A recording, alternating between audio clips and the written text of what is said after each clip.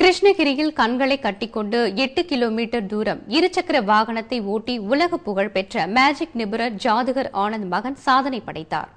ஜாதுகர் ஆனந்த் மகன் ஆகாஷ் 2 அட்டைகள், பஞ்சு துணி, கருப்பு துணி ஆகியவற்றை ஒன்றின் மீது ஒன்றாக கண்களில் கட்டிக்கொண்டு தலை முதல் கழுத்து வரை கருப்பு முகமூடி அணிந்து கொண்டு இந்த சாதனை படைத்தார்.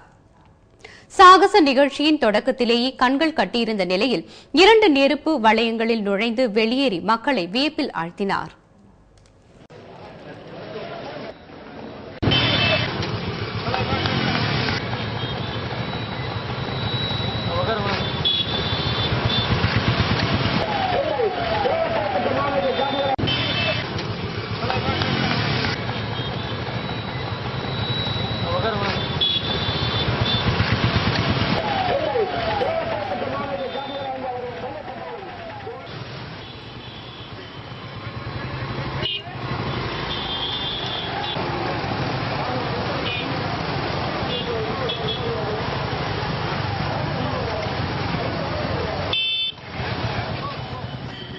முன்னதாக கிருஷ்ணகிரி மாவட்ட காவல்துறை கண்காணிப்பாளர் செந்தில்குமார் இந்த சாகச நிகழ்ச்சியை கொடியசைத்து தொடக்கி வைத்தார்.